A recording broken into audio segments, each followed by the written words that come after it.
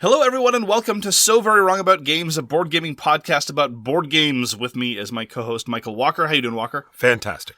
And I am your other co-host, Mark Bigney, and we are going to talk about board games this week. But first, we're going to have a very, very minor addendum to our discussion last week about Messina 1347, and this is merely to emphasize that this is not a public health podcast. This is not a history podcast.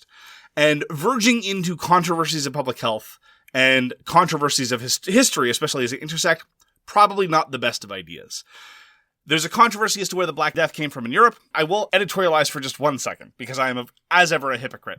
I do find it fascinating that in Western discourse about the Black Death, there is an inordinate amount of discussion about where the disease first came from, and precious little discussion about the various cultural and health factors that led to it spreading in Europe. For example, the fact that there's effluent running through the streets, a variety of prohibitions against bathing, a variety of other problems that led the Black Death to spread particularly well. But we don't want to focus on that. We'd rather talk about where did it come from outside Europe?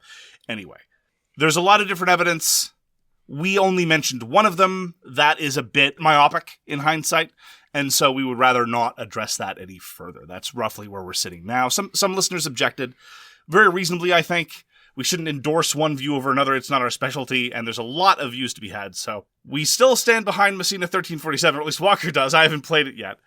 But as to where the Black Death came from, we will remain silent. How's that sound, Walker? Sounds fantastic.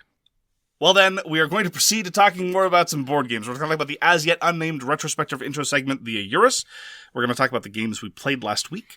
We're going to talk about the news and why it doesn't matter. And finally, our topic. We are returning to a topic. We had a number of games to review. That's why we did several reviews in a row. Our commissioners and overlords expressed interest in a number of games to review, so we churned those out in succession. We will probably be returning to a relatively more stable alternation sequence going forward. Our topic this week is fumbling towards a new normal. And this, I think, has been very present on my mind by virtue of some of the news that we have to announce this week. We're very, very pleased about announcing some of this news, about some of the things that Walker has been doing over the course of the past weekend. He's been very, very pleased about what happened over the course of the past weekend. And this has led me to reflect on where we're headed, particularly as we emerge from COVID. So I said this is not a public health podcast, but it is, twist. So with that in mind, Walker, why don't we talk about the game we reviewed last year? Exactly 1 year ago, Tidal Blades, Heroes of the Reef, designed by Tim Eisner and Ben Eisner, published by Druid City Games. Where are we, Walker? Welcome to Naviri. Thank you, Walker. Now, this game is still on my shelf. It is not added to any of the get rid of lists. I'm going to keep this. They've started a whole IP for Tidal Blades. There's a Tidal Blades 2, Rise of the Unfolders. There's Tidal Blades Banner Festivals. I hate that subtitle. Stop. How about Banner Festival? You probably never even, did I mention that? I think no, that one I like better. So Banner Festival was supposed to go to pre-order, but I just looked into it today, and they've taken it off of pre-order. Now they've teamed up with Lucky Duck Games, and it's going to come to retail still, but just not till November, and just straight to retail, no pre-order. I'm glad the IP is continuing, honestly. It's a colorful world. I liked some of the elements of the world building. I liked a lot of the elements of the art assets and how they hung together. It was a very visually appealing game. I didn't enjoy the gameplay. I found it repetitive and overlong. But when, for example, you commissioned Chip III to paint the figures of Tidal Blades, I wasn't confused as to why. It made perfect sense. And I forgot to mention there's a whole role-playing system now as well. It's true. So let's get back to the actual game. You're playing these heroes. This barrier that's been keeping giant monsters away is failing, so they have this competition to see who the new heroes that are going to push them back are going to be. And so you're doing you're going around all these different competitions. You get to do this dice rolling. You're trying to match symbols on these monsters. You're trying to get points. It's true. It's like Pacific Rim meets American Ninja Warrior. It strikes me, actually, I'm going to be talking about Vengeance Roll and Fight in just a minute. It reminds me a little bit of Vengeance in that, the theme is really appealing, but the theme lends itself to a co-op game, not a competitive game. Because I remember that was one of your criticisms of the game, very, very minor aside. It's like, why are we having a tournament to decide who gets to go fight the monsters? This is an all hands on deck situation. Yeah. It's not like there's a very narrow aperture and we can only send one hero at a time. Come on, everyone grab a spear. We're going out to protect our village. Yeah, exactly. It's not at the point where they have like sponsorship of anything. It's not like local Naviri Soda sponsors this person to go fight the monsters. But it definitely seems an awful lot like a game show in a lot of its trappings. It seemed a little bit at odds with the seriousness of the theme and the giant monsters coming to attack you. But anyway, as I say, lush, vibrant world. Glad the IP is continuing. No interest to return to the game, but I perfectly respect your desire to hang on to it. And that is Tidal Blades, Heroes of the Reef. Now, on to the games we played this week. Mark, what did you play? Well, as I mentioned, we played Vengeance Roll and Fight. Roll and Fight is the roll and write version of Vengeance. Vengeance, which I keep thinking is probably one of the best themed board games I've ever played, with the minor wrinkle that it lends itself more to a co-op atmosphere than a private atmosphere. Vengeance Roll and Fight, similarly, is a competitive game, but the friction with respect to the theme is significantly lower by virtue of the fact that the theme is significantly lower. And in point of fact, I felt like I had to do more of the heavy lifting to motivate the universe of Vengeance Roll and Fight, because, as I've commented before, the character unique drawback is basically all that you get instead of the wronging. I had to explain that the gangs had wronged you first before you go and murder everyone that's in the building. And once you get that aside, I think, having played now the production version several times since I've received it, this is by far and away my favorite roll and write. If for no other reason than both the rolling segment and the writing segment are full of choices and lead to player interaction. It's funny because we played this almost right after Rush Out, which really sort of emphasized how painful Rush Out was. Well, I'm trying to figure out why I enjoy this production copy a lot more. I remember struggling with the prototype for some reason or other, but I enjoyed this time much, much better. The puzzle of figuring out how to use your dice results, the real-time stress of deciding how you need to manage your wounds at the same time as grabbing more dice from the middle of the table, cursing your neighbors for having grabbed more dice than you think they're quote-unquote owed. Really, really impressive work. I'm a huge fan of Vengeance Roll and Fight. I'm probably going to try to combine it into 2 boxes. That's another one of my beefs. We mentioned this in the context of talking about Sakura Arms.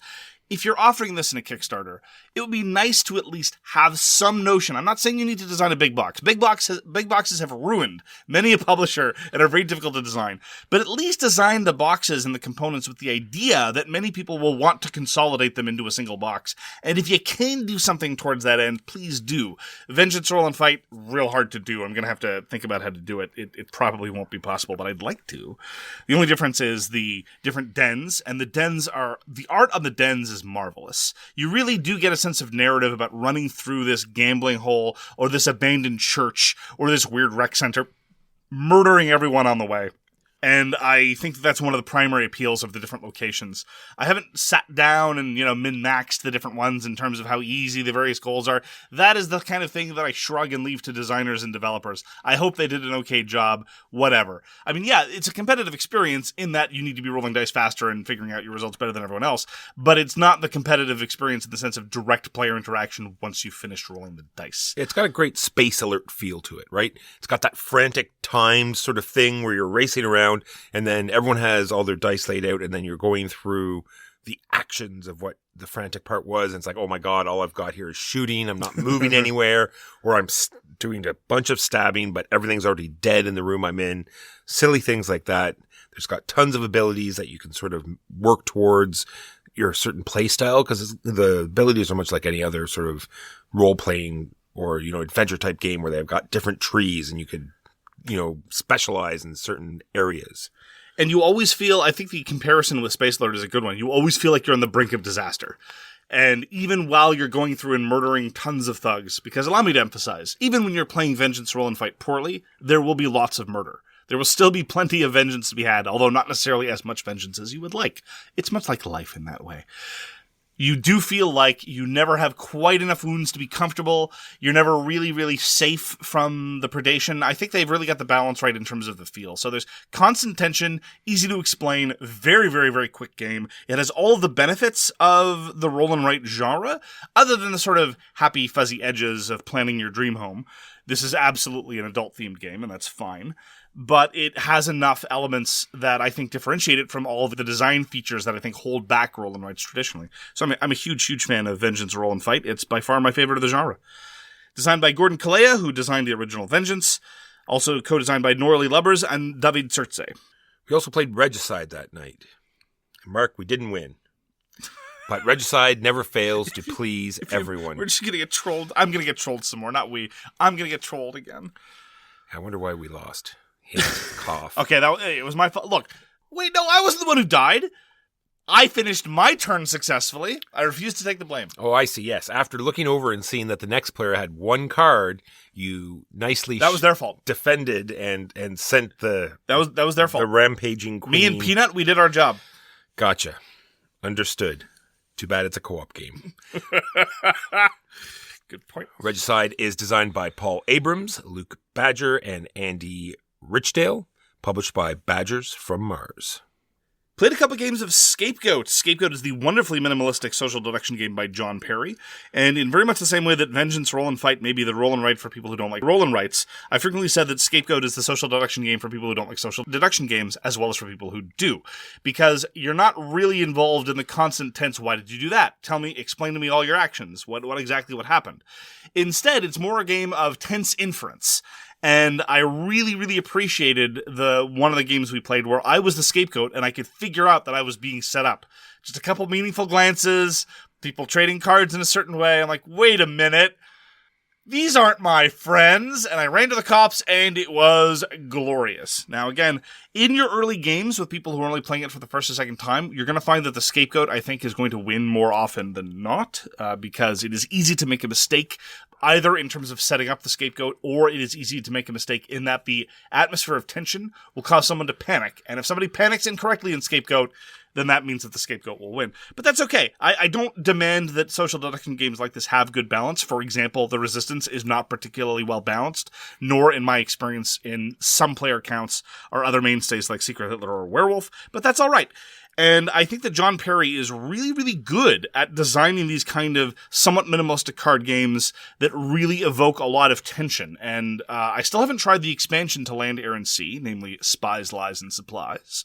But I'm very much looking forward to that. It's an expand-alone to that brilliant card game. And I am always happy to be able to expose new people to Scapegoat. Now, I mentioned that there was a large quantity of goat puns. This set off a sort of competition amongst the table to see how many they could produce. Oh, God. It was painful. But then we actually started playing, and then it wasn't painful anymore. Painful. Walker. You're such a bad influence. That was Scapegoat by John Perry and Indie Boards and Cards. This is a review copy we got from the designer. Mark, you and I got to get one of our favorite two-player games to the table. This is Battlelore 2nd Edition by Richard Borg and Robert A. Kouba. Published by Fantasy Flight Games. And so this is the typical Command and Colors, but they do some vital things that are very different. One, you get to design your army. This is very unlike most of Command and Colors because most of them are very historical. So they try to keep into what's known as records that were fighting that battle. So this is very sort of fantasy battle-like where you get to pick your own units up to a certain point value. And the other thing they did that's different than a lot of them is that you don't get points for destroying units. It's very much scenario-based.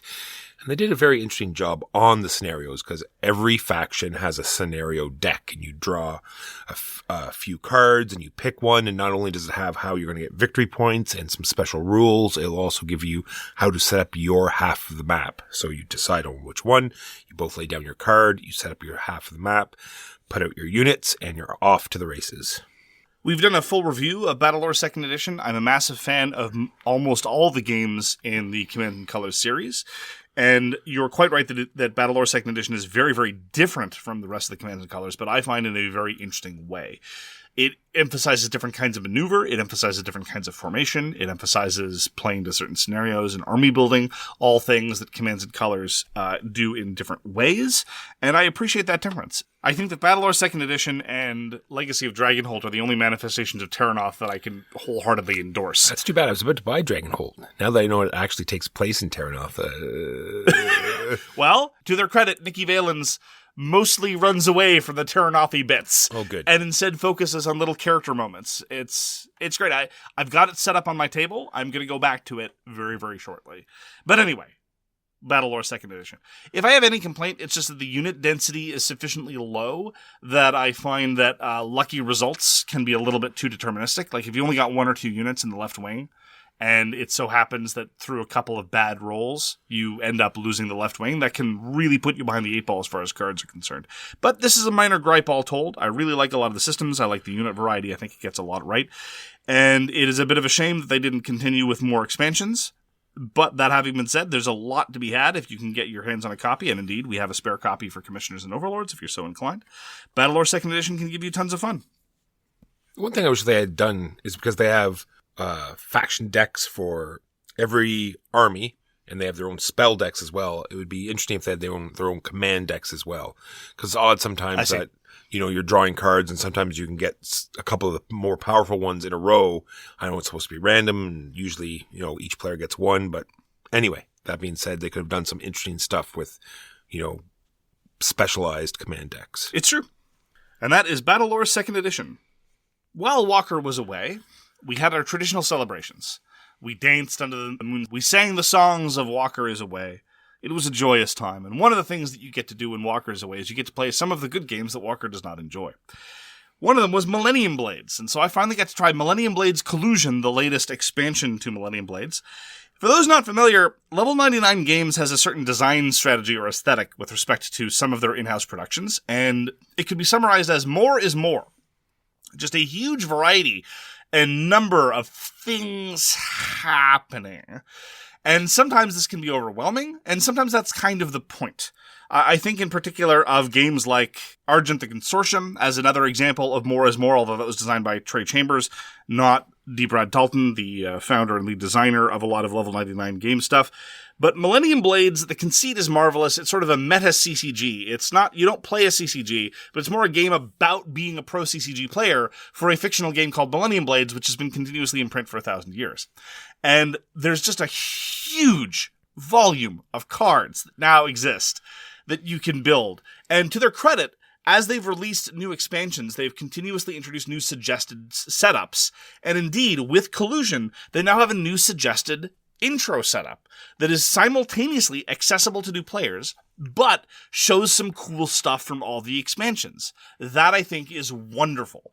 Because, as I said, Millennium Blades can be somewhat overwhelming, and so I felt the need both for a beginner setup and to play the baby version. In the full version, and again, I don't mean to be pejorative when I say babies. Some of my best friends are babies. I share a podcast with a baby. I won't mention his name. I don't want to embarrass him on air. But normally what you do is you play 3 tournaments. If you're playing with new players, you can do a pre-release tournament where you don't do any deck building. You just have the starter deck and play with that. And then you play 2 tournaments. So the game is still going to be long. Millennium Blades, one of the things against it is it's very, very long. But the sense of scope, the sense of development, the sense of reaction, the sense of an evolving, dare I say, meta in the context of other players, the ability to fine-tune and set a whole bunch of combos, the sheer volume of stupid, goofy references to things as far-flung as Macross and Transformers, to Magic the Gathering in-jokes, or weird MOBA online ELO in-jokes. Marvelous, marvelous stuff. I'm really impressed with the Millennium Blades. As a product, it's kind of super impressive, the fact they've been able to manage it this well. There were a number of misprints in the latest publication of Collusion. However, all of them relate to dividers, not to actual cards. So you have a huge universe of cards. Almost all of them are super interesting and useful in the right context. It's really, really cool. And the most satisfying thing that happens at the end of a Millennium Blades game is you look back at all 3 tournaments that you play and realize you played different decks. And this was true of my experience here. This was true of the new players as well. They built different decks. Some cards would show up 2 times, but seldom 3. And I really, really enjoy Millennium Blades Collusion.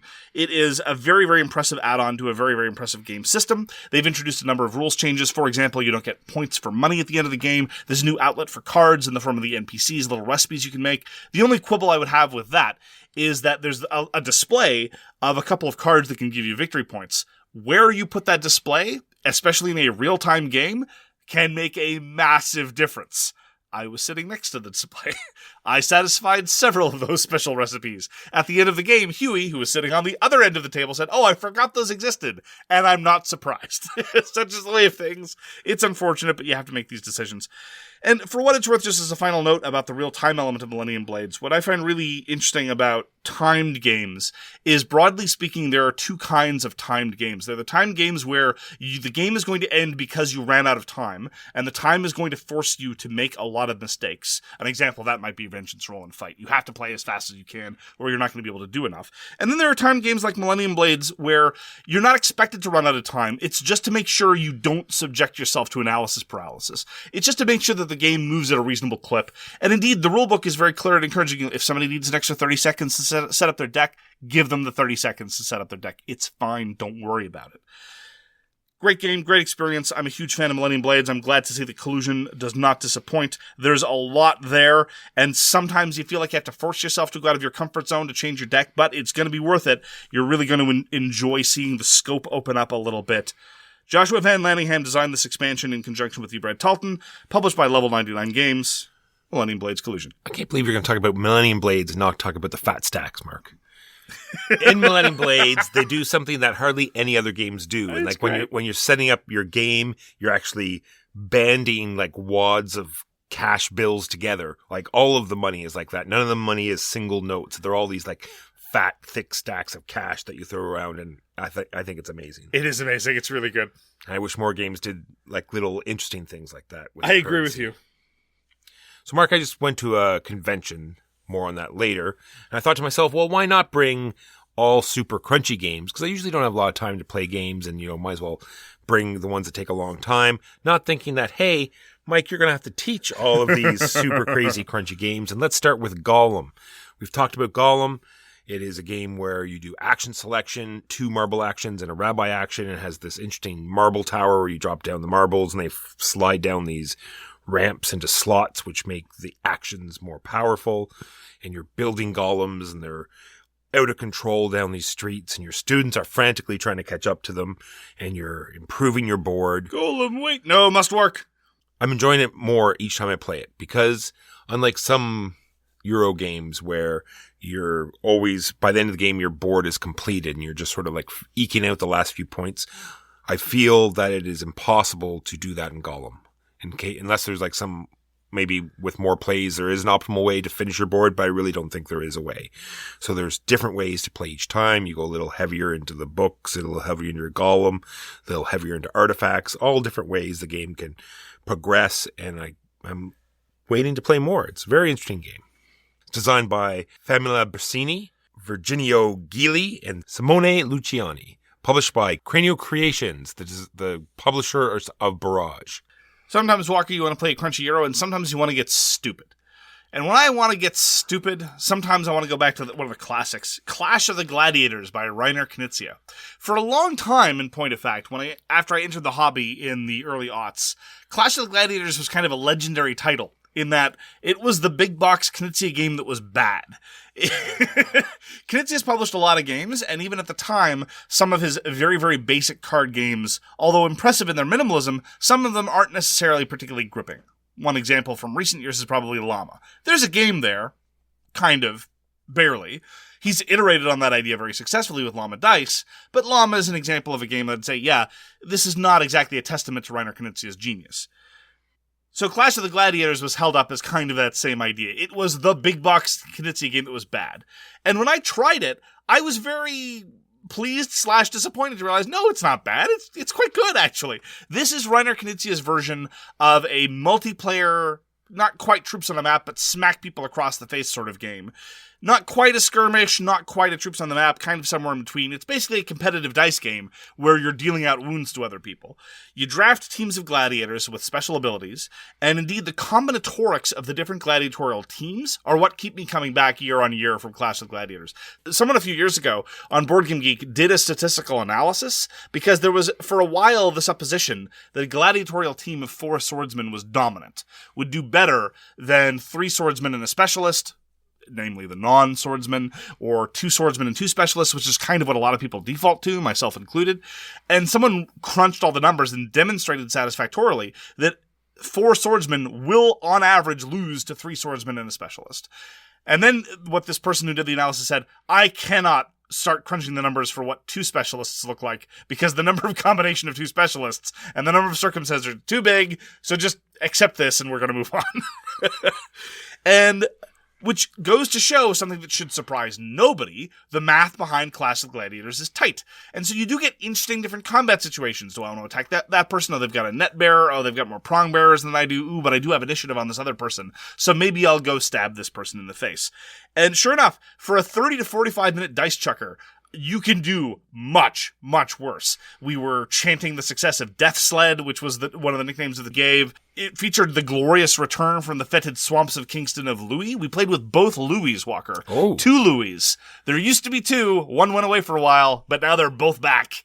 And I got to stab some of the gladiators, and I got to be stabbed by some of their gladiators. And in addition, you get to engage in the time-honored tradition, I do not endorse this in real life, of gladiatorial combat of murdering animals for no good reason, and or getting mauled by whatever bear or lion happens to be in the particular arena.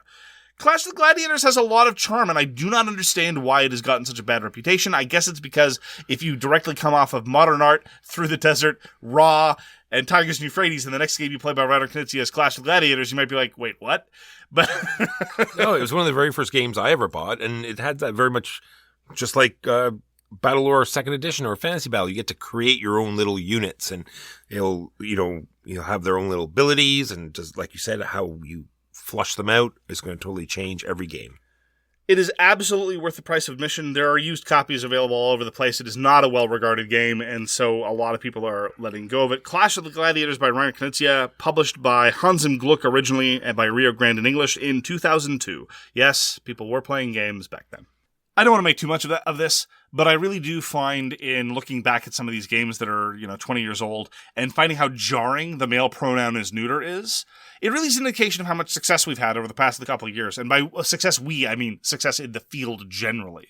It kind of reminds me, again, not to make too much out of it, of the line from Mahatma Gandhi, first they ignore you, then they laugh at you, then they fight you, then you win. And I remember going through all of those stages of the public discourse around the male pronoun is neuter in rulebooks, of people bringing it up. First it got nowhere, then it was mocked, then there was some trenchant fighting, and now it's the industry standard. You don't find many games published today that use the male pronoun as neuter. So when going over the rules for Clash of Gladiators, like, oh yeah, how quaint and objectionable. And it just made me appreciate that we've had some successes. So true.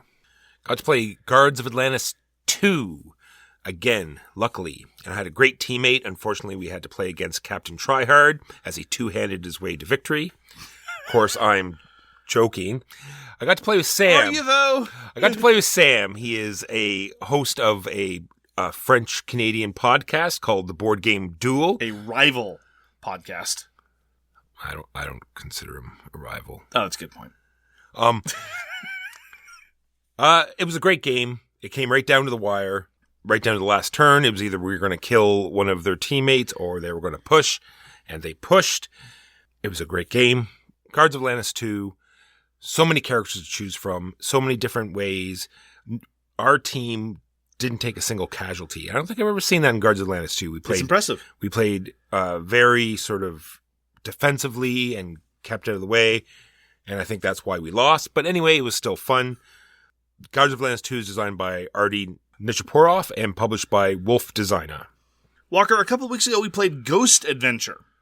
Yes, we did. Why didn't we talk about Ghost Adventure? I think it was because it was so awesome, we couldn't have our consciousness grasp it. Ghost Adventure is designed by Vlad Watin of Buzzy Games, published a couple of years ago, and Ghost Adventure I put squarely in the same sort of genre as Looney Quest and Slide Quest. Strangely enough, usually published in France, and usually some kind of physical gimmick coupled with charming art that leads to a shockingly enjoyable experience. Now, because it's gimmick-based, I question the longevity. Looney Quest I was a huge fan of for about 10 plays, and then I didn't really want to go back to it. And Slide Quest, I don't think we ever really gave it its full due. But I don't know that we would want to go back to it time and time again. Same thing with Ghost Adventure, but it's a joyous little experience, and very, very accessible for kids. The way Ghost Adventure works is it has these tops, and you literally spin the top on top of a triple layered board, and you just tilt the board so that the top goes where you want it to go. Now, it starts off relatively easy, And one of the coolest moments about it is you actually hand off to your partner. So I'm there standing with a board with the top, trying to tilt it over, and I'm trying to get it through the exit. Meanwhile, Walker is standing there with his board underneath, and you have to coordinate so that the top lands at the right place, and so you don't scupper your run. And then you immediately go back to swapping places. It's this lovely little ballet when it works well. But then you get to some of the harder ones where it's like, okay, you need to go over this thing, but to go there, you need to go over a jump. And when you jump, what you do is you kind of buck the board a little bit so that the top goes onto the second layer of the triple layer board, not the third. And then you have to stay on the second layer without falling back in, because if you fall back into the lower layer of the board, you got to go back to the jump and do the whole thing again. All the while fighting the clock. But there's no clock, it's organic. It's the top. The top stops spinning, and you're dead. You're done. You have to start the run over from the last save point. I thought Ghost Adventure was adorable, and I am perfectly happy to go back to it and to see how much legs it has. And it's a comic book, like a language independent comic book, and I'm not saying it's the greatest story all the time, but the fact that they got it language independent, and you can I wasn't able to follow what was going on. You can sort of make up your own story as you're going along. There you go. I thought it was very charming, and I like it. And there's two ways to spin the top. Ghost Adventure is much like, when you go to your friend's place or you go to someone else and they have one of those wooden maze marble things with the two dials. Sorry, friend? Friends, yes. Someone you know a while and you talk to and you have common interests. Oh. And they have one of these games that, the maze marble wooden thing. And you cannot stop yourself from playing said maze marble thing as you try to tilt it back and forth and avoid the pit. This is very much the feeling of Ghost Adventure. I do have to emphasize those moments of trying to tilt to the top onto your partner's board, really quality cooperation. And it's a very, very good use of the gimmick. And like many gimmicks of this type, it really lives or dies based on the strength of the components. And I think the boards are very, very well done. And so I was very pleased with Ghost Adventure. And when you get further into the different quests, there's going to be ones where you actually have to flip the top up and flip the board that you actually have all the way around. Oh my goodness. And get it to land back onto that board. Yeah, it's going to be great. Can't wait. I got to play one of my favorites, Mark, Orleans, designed by Rainer Stockhausen and published by DLP Games and Tasty Minstrel Games.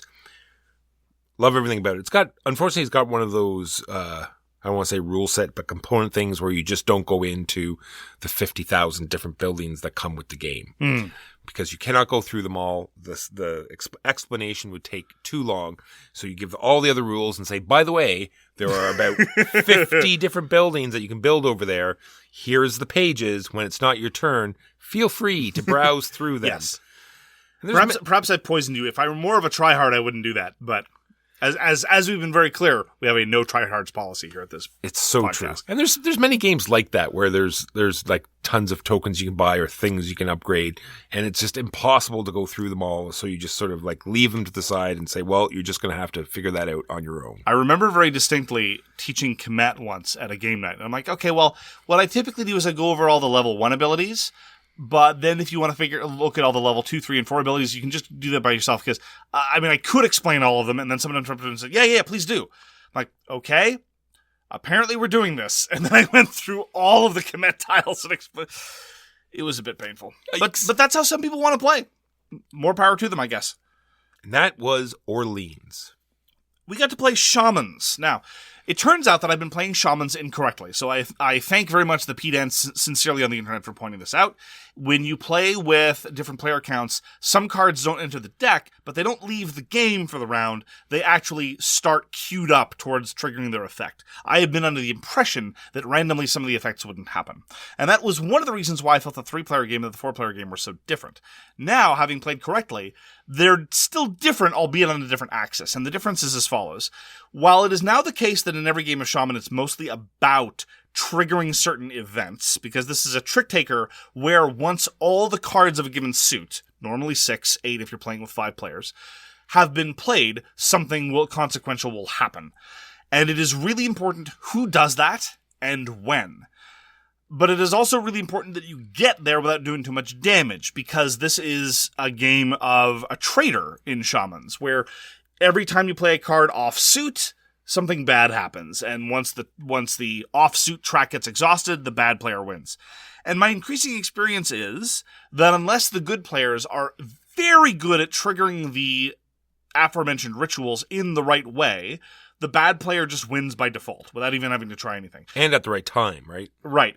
It leads to some of the dynamics that I really don't like in Secret Hitler, namely that it is in the interest of the bad player of the evil shaman to play straight. There's no reason for them to risk being outed because their most significant threat is being killed.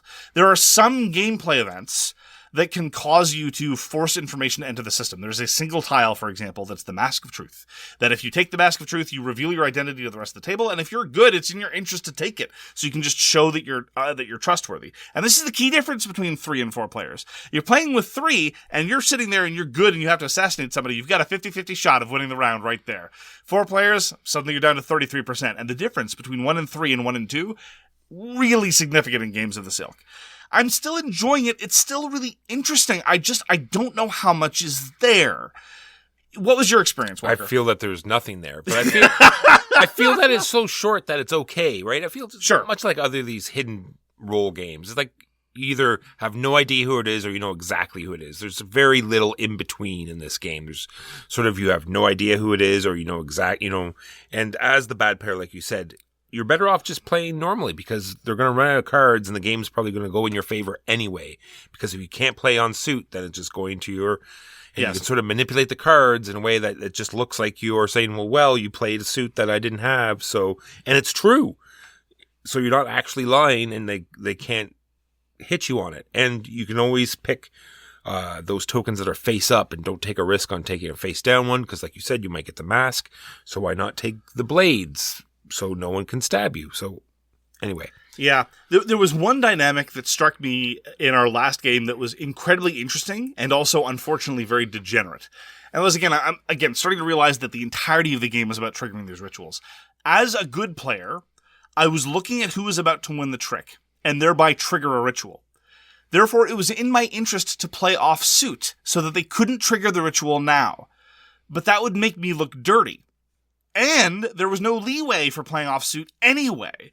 So it wasn't so much as competing interests as a potentially interesting interaction undercut by some of the other balance and informational issues present in Shamans. It also put you in a kingmaker position as well. Yes, the scoring was such that I accidentally engaged in some kingmaking. For this, I apologize to the great gods of gaming. It's true, I didn't know that I was doing it at the time, but in hindsight, that's exactly what I did. And in fairness, it might have been the case that I might not have been kingmaking, but I should have seen it coming. That is Shamans. I still find it interesting. I don't know if I'm going to... Clearly, you don't really want to go back to it. Oh, no. Like I said, it's short enough that I don't mind Fair playing enough. it. It might have something there. I want to look more into it. I only played once, but it just seems fairly straightforward. I got to play Carnegie again. It is just more and more becoming a fantastic game. Again, not with me. It's fine. It's fine. Sorry. You don't want me to play the good game. It's true. It's great. You keep talking about how great it is. You won't play with me. I refuse. You don't deserve the greatness that is Carnegie. Wow, that's given the theme of the game and given his legacy, that there's a lot going on there. So, Carnegie is designed by Xavier Georges. He's done many games that we enjoy, Twa and Gigopolis. Ian O'Toole's done the art, and it's very... I guess the board itself is very much Ian O'Toole, but the other sort of character art is much different. This is put out by Quinted Games, and it's got this action selection, triggering events, either income or donations, and you're making routes on the board, and you're just constantly making sure that you're seeded for what actions your opponents might take and sort of figuring out what they're going to take as well. He's got active workers here, so I'm going to make sure that action's ready to go for me. You've got this great one-time token that lets you do whatever action you want that can be vital to winning the game. Everyone enjoyed the game there. Love to teach it. Love to show it to people. It's exactly what I'm in this hobby for. Carnegie. Also got to get Scythe back to the table, Mark. Scythe is such a great game designed by Jamie Stegmaier, put out by Stonemaier Games. It's got these giant mechs. It's got this very interesting player board where you're unlocking abilities, you're sliding cubes down, making actions better, making other things cheaper, collecting resources, forcing people to move around the board, stealing their resources, putting out objectives, getting to the factory, getting cooler actions. It was great experience. I got to play with the Love Meeples. Were they wearing, crushed velvet robes? No. Okay. They were strewing rose petals as they walk, though. Seriously? No. Okay, darn. Mark. I like, maybe they did. I don't know. It could be true. Let me have some magic in my All right. life. Sorry. Yes. So I got to play with a few of the listeners and the Love Meeples. They do a streaming. We used to get together and do some roll and writes on Twitch, and we had organized this, and it was a great time. Scythe. Also got to play a game. I keep forgetting what it's called. I think it's called something like Joyous Guild of Gluttonous Merchants that occasionally explore in the West Valley, something like that. So this is I think it's called the Guild of Merchant Explorers, Walker. Is that what it is? Yeah, I think so. All right. So this is designed by Matthew Dustin and Brett J. Gilbert, put out by AEG. It is a great little flip and write. It's the one light game that I did bring. You're flipping the same core cards over while slowly introducing one new really cool. I think this is the hook of the game. If it didn't have this, it would be garbage, I think, in my opinion. Because it's it's just giant deck of special abilities. You get a new one every round, of which there are 4. Sorry, that's a lie. You get 3 abilities, and the 4th one you get to use one of them a second time that round. Anyway, I digress.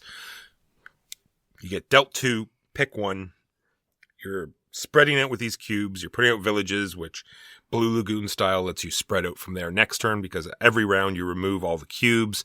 Putting out towers, you're uncovering ruins, you're creating these monopolies between cities. Lots going on.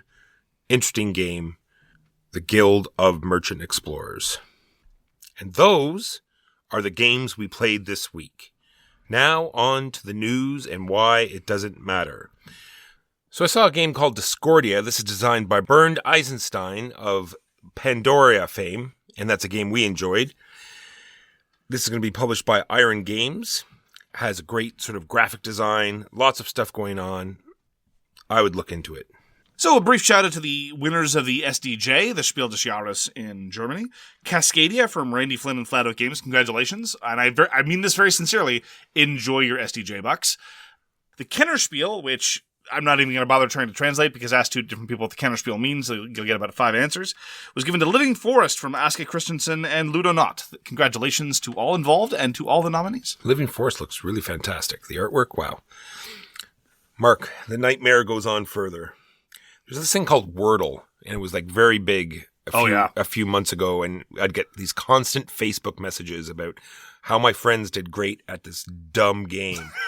So now there's going to be there's going to be a board game version of Wordle. Yeah. Hooray! Aren't we lucky? Well, the world has come full circle. Wordle was basically Mastermind, but with words. Mastermind being kind of sort of a board game, but not really. And now there's going to be a Wordle board game. And in Hasbro fashion, this is designed by N/A, with the artist being N/A, published by Hasbro. And lastly for me is a game called Sabika. This is designed by German P. Milan and going to be put out by Luna Nova. And this has a very Merv feel to it. It's not done by the same artist. Merv was done by Ian O'Toole. This is done by Laura Bevon. Looks fantastic. 3 different rondelles, all sorts of different looking meeples. Something to look forward to. Sabika. Finally for me, great news. Once again, SHUX, the Shut Up and Sit Down Expo, will be returning to Vancouver on September 30th to October 2nd. This is the first time in 3 years that the convention is being held. And once again, we will be there. We will be invitees. The specific events are very much TBD, but we have some interesting stuff that we are going to be trying to get done. At a minimum, though, over the course of SHUX, we are going to be there. I'm going to play Sidereal Confluence if it kills me. I will probably also try to play Cosmic Encounter if it kills me. I will, once we get to the exhibition hall, I will run screaming and laughing away from Walker and play all the games that he doesn't let me play on the reg. Maybe we'll even play the copy of Tigris and Euphrates that Walker himself donated to the convention library. Once again, that is from September 30th to October 2nd in Vancouver, the Shut Up and Sit Down Expo, and So Very Wrong About Games will be there. Fun stuff. And that is the news and why it doesn't matter. Now on to the topic of the week, which is fumbling towards the new normal. I've been thinking about this a lot, and most of my thoughts are going to be inchoate, which is to say scattered and not particularly structured or finished. And I don't know where the world is going to break, right? These are the same questions to a large extent we've been asking for 3 years now, almost. But I can kind of feel that we're kind of at an inflection point in terms of how the hobby is emerging from / continuing to deal with the pandemic. Because I have two observations, first of all, just to start off. I don't want to make this a soapbox moment, but I think we can all agree on two things. Number one, there is still a pandemic. We are entering what in Canada, what has very described by, and this is depressing, the 7th wave, with a new subvariant of Omicron. I thought we were labeling these things with Greek letters so we didn't have to memorize complex word and letter strings, but now apparently that didn't work. So it's Omicron BA5 or whatever. I can't even remember.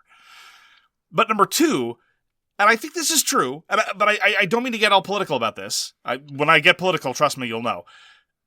A large proportion of the world seems to have decided that the pandemic is over. Does that seem like a fair observation? Or they just don't care anymore. Right. Effectively, tarps off, boys. We're not going to be... We have had enough. Yeah. And I don't know, between these... given those two observations about the world, and given my own level of, I guess, endurance, I don't know where I'm sitting, but I think that these are important questions to be asking about how the hobby's going forward. Yeah, I just think that there's no problem with having any view at all.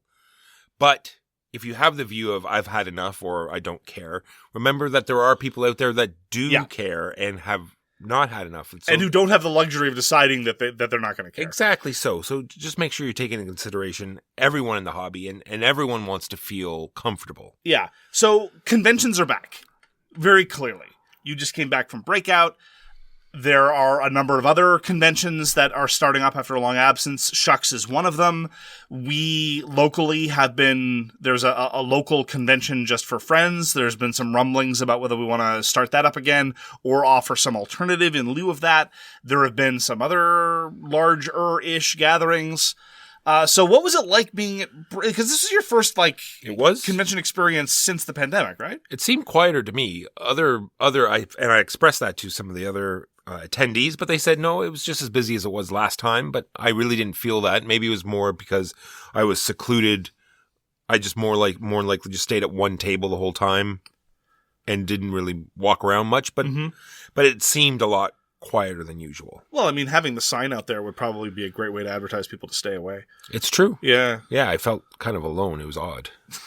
No, actually, since we're talking about the convention, it was a great experience. Lots of listeners, got to talk to a lot of people. Oh, yeah. Like I said, Sam was great there. We played a lot of games. All was good at the convention.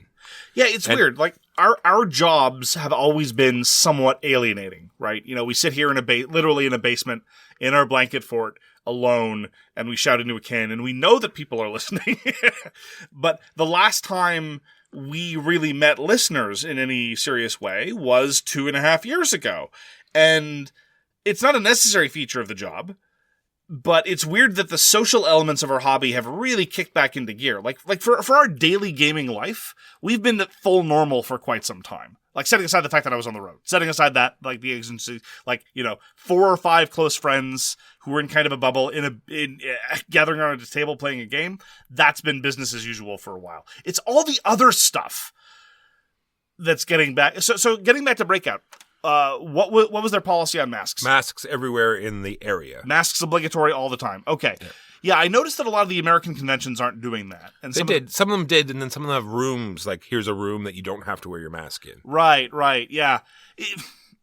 That's one of the things that people are navigating. Like, I noticed at our local game store that has had its local game night back for not too long, only a few months, I think. It's still masks obligatory in the play space.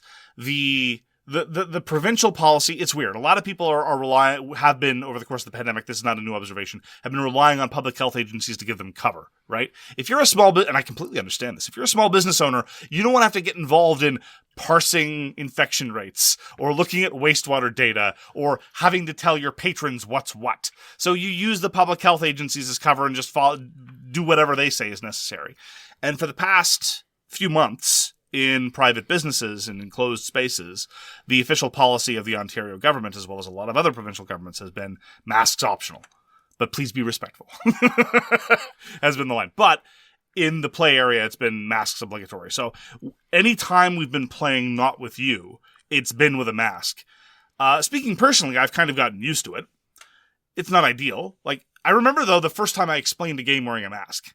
And I immediately thought, this is the worst thing ever and the most burdensome... I'm exaggerating. I wasn't ready to go to the ramparts. But it's a bit of a drag. It is. Let's be honest. It's voice muffling. Yeah. Sometimes they don't even know the voice is coming from you because it sort of like throws your voice. And especially when you're in a gaming environment like that, because it gets very loud. I don't remember when we did it, but we did... I think it was back when I was in my house when I had like 25 to 30 people coming to my basement playing Warhammer. We would, every so often, we'd just say, okay, everyone stop. You'd have sort of reset the noise level because it did this like slow, gradual up where people were like getting louder and louder because they had to out-talk the other tables. Okay, everyone reset back to zero. And that's even before you met me. It's true. We would have to do that every 4 minutes, but now not so much anymore. Well, I remember the first public game night that I attended since the pandemic. It was in Vancouver. I commented this on an episode of Bloat, going from Ontario, which at the time was in full lockdown, and then driving to Vancouver, which never went to full lockdown. It was very jarring. And the first game night back, it was, 2 to 3 hours of gaming, all masked, and then I was just hoarse for days because I just hadn't been talking much and I hadn't had to, explain games or what have you. That's what I mean. I sounded like I smoked about 8 packs of cigarettes when this weekend was over. Right. But was that would that have been true even if you'd been at oh, no, yeah. It had nothing to do with the mask. Yeah. So that would have been the same consequences of attending Breakout, 5 years ago. It was just the fact that I haven't had a game day like that in quite a while. Yeah. And what's been striking to me is coming back is that suddenly the universe of games that exist, suddenly I'm just remembering all these other kinds of experiences. Like I meant what I said a few weeks ago when playing Codenames for the first time in a few years was revelatory. There's so many things about the hobby, good, bad, and indifferent, that I'd completely forgotten about. And one of them was large player count games. Just didn't happen. Just impossible. Yeah, you could play Codenames with 4, sure, but it's not the kind of thing that we would think to do. And so playing Codenames with 8 people, 3 of whom I'd never met, it's like, oh yeah, this is the hobby too. It was completely eye-opening. Have you had moments like that? Yeah, for sure. This is what I was going to talk about, with the fact that now that, because the board gaming industry had this huge influx over the COVID, because families were at home, the online computer versions also skyrocketed. Yep. So when our local gaming store started its nights again, we had a more than usual, That's true. A lot of new people, and we almost went right back to full numbers almost immediately. There's like 20 to 15 people there every night that we have a game once a week. Once a week. And so lots of new people. And the one thing about the convention that I was going to say is that usually in conventions you go, there's usually that 1 or 2 games that you see almost everywhere. Like one, That's true. Tons of Blood Rage. This time, not so much. Different games everywhere. Even you'd think Arc Nova would be everywhere. But that was the first one that came to mind, actually. Yeah, it was not. They had quite a few copies. It was being played. I did see it a couple times, but it was not like everywhere where I would suspect normally it would be. That's interesting. The other thing about public game nights, and I suspect this will be less true of conventions, but the experience of like 5 to 8 people milling around trying to figure out what to play. The politics and the dynamics of getting a game to the table. Now, you're fortunate. I talked about this extensively, actually, in the last episode of Bloat. I remember the past couple times you would set up something like Carnegie or something like that. Given the local dynamics, and this is not to minimize your skills as a wrangler of humans and a leader of people, but given the local dynamics, Carnegie is not a difficult thing to get people to volunteer for, right? It's the kind of medium-heavy Euro that is very much appealing to a certain subsection of what's going on. Our local meta, for what it's worth, tends to be predominated by people who like the medium-weight crunchy stuff, theme optional, which is fine. I like games like that too. And the lighter stuff, which is also fine. I like that too. But there's a certain class of game which I would absolutely put Guards of Atlantis in. I would also put Sidereal Confluence in, things like Cosmic Encounter, things like Millennium Blades, right? A certain rules density that definitely takes it past light, a certain level of chaos that would rub a lot of Euro players the wrong way, and a certain level of theme that encourages a sense of what I would call varying shades of wacky abandon, right? And these are games that in our local group are hard to get to the table. And I'd completely forgotten that.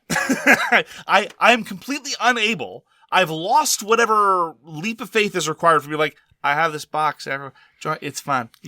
Everyone, come play my game. Come play my. Oh no, we're gonna play Codenames again. Okay, that's fine.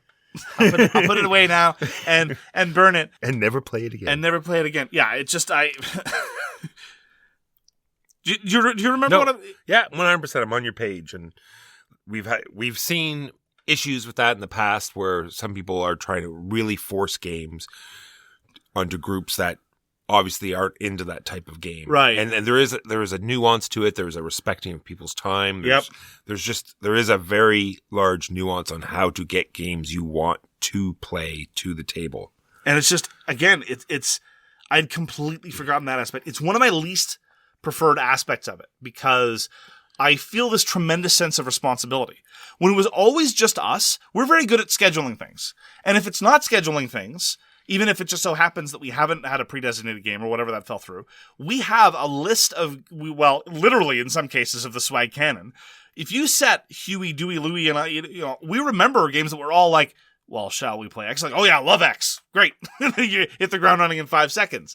But with Strangers, man, this is what I'm remembering. This is what I'm having to deal with in terms of the new normal, having to play well with others again, and it's hard. How do you do it? I put it away. I have it out. I give it time, and I'm not always successful, and I just don't press it. And I have that mindset. You have to have that mindset going in, or else you're going to be disappointed. Yeah. You're going to get angry. You'll be frustrated, and just don't be that way. Just know that you're just going to have to go with the flow. That's what game nights are all about. Yeah. So, which brings us back, I think, actually to conventions, because I think more and more I have to accept the fact that if I want to play games like Guards of Atlantis, especially with like 6 or 8 people, because the game is great at those player counts. If I want to play Sidereal Confluence, I want to play Cosmic Encounter, the very divisive games, I could probably get Cosmic Encounter at the table. There are some locals that like it, and it's not particularly fussy about player count, 4, 5, 6. That's not too hard to get to. I really have to accept that these are convention experiences, which is, it's great that we've been invited back to SHUX, and I'll have that opportunity. I just have to keep in the back of my head that Sidereal Confluence is going to have to wait a few months, and we'll get it done then. So, which gets us right back into perceptions of risk, right? The travel that I'd been doing over the course of the past year was all very low risk travel in my own car, from one place to another. Very, very brief encounters, always masked at road stops where I just went to the washroom and then I went right back to my car.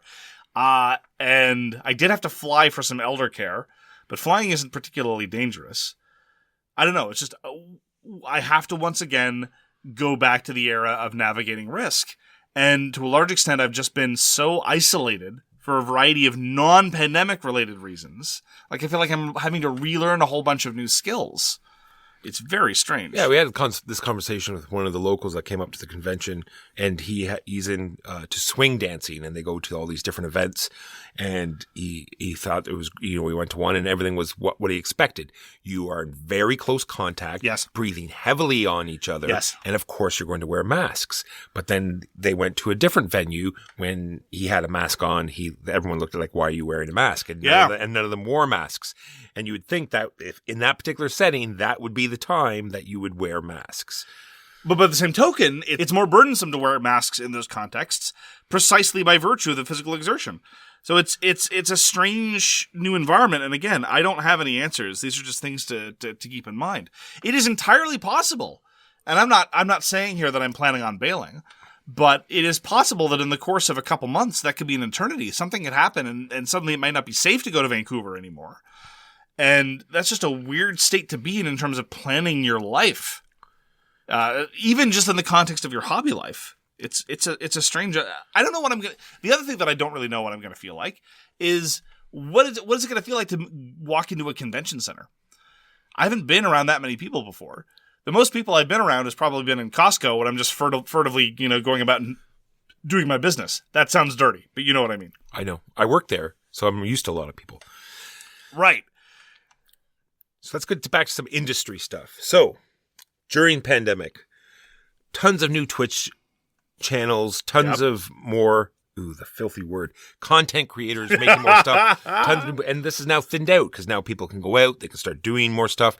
You can really see the levels dropping off. Yeah, of you mentioned that you saw a number of people getting out of the field as activities have started to resume in the real world again. Even the people I played Scythe with had not streamed in quite a while. Oh, really? Interesting. That's interesting. That's bad, but what is good is all the local gaming stores, people coming back, like we just talked about, game nights starting up again, board game cafes, board game pubs, getting this huge influx of customers back in, all of these new customers that have now come to our hobby, now going to be frequenting these establishments, so all of that stuff is good. Yeah, I'm very curious to see what the publishing release schedule is going to look like over the course of the past couple of years. Like, is this trajectory that we've had over the course of the pandemic a blip? Is it part of a broader pattern that is bigger than just the pandemic? Or are we going to return to publishing schedules that look a little bit more like they did a few years ago? I'm very curious. Well, I think with this problem was shipping. So shipping had started to just become a problem before, just as COVID was starting. Yeah. There was a problem with containers. There was a lot of price cutting going on, and so empty containers were not being shipped back, so therefore they could not ship out new stuff because there was a lack of containers. And a lot of board game publishers still not adequately pricing shipping into their models, and so undercharging people. So now COVID, I want to say this before I forget, there is a YouTube channel called Board Game Design, and they have a whole how COVID changed the board game industry forever video. So this is where I've got some of my information from. I would check out that video. It was very interesting. So a lot of this stuff I already knew, which was funny because I'd written this all down and I said, oh, here's a video. I'll watch this. And then I just went over my notes and said, okay, I got that.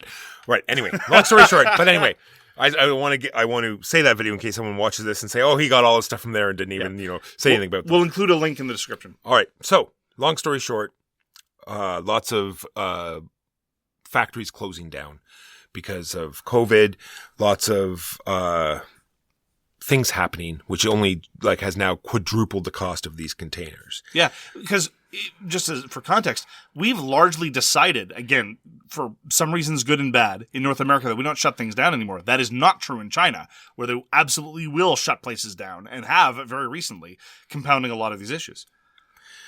So what we've come to is the fact that I have a feeling that the publishers are going to start reducing the size of these boxes, which is good because this is what we've talked about before. Less of these, giant plasticky molds holding miniatures, giant boxes. Get everything reduced down to smaller boxes because then you can fit more games into a container, which will reduce your shipping. Yeah, I hope that is a trend that actually obtains. We'll see. It's weird having been in so much uncertainty for so long, but I feel like we really are kind of sort of navigating new sets of standards. And so it's possible to me, I don't know when masking public is going to go away, as a default. I hope that 5-10 years from now, we're going to kind of adopt some of the practices that you see in East Asia and other parts of the world where if you feel sick, if you have symptoms, if it is flu season, whatever, you mask up so as to protect other people. I don't know if we're going to keep that. And I don't know when we're going to get to a situation in the course of this decade even, if we're going to get to a situation where at a convention, at a game night, or wherever, everywhere, there's not going to be a default of masking. Some places are already there, as you said. I don't know if some places are ever going to get there. I really don't know. Who knows? Who knows indeed. Well, that's going to do it for this episode of So Very Wrong About Games. Thank you very, very much for joining us. If you'd like to get in touch with us, you can find all our contact information at sowronggames.com/contact. We read everything you send us, and we will get back to you if we can. Thanks again for spending some time with us, and we hope to see you again soon. Peace! You've been listening to So Very Wrong About Games, produced by Michael Walker and edited by Mark Bigney. Special thanks goes to What Does It Eat for generously allowing us to use their most excellent song, FOS, as our theme. You can find them at whatdoesiteat.com. You can reach us by email at soverywrongaboutgames@gmail.com or on Twitter at SoWrongGames. Thanks very much, see you next time, and always, try to be right, but remember you are so very wrong.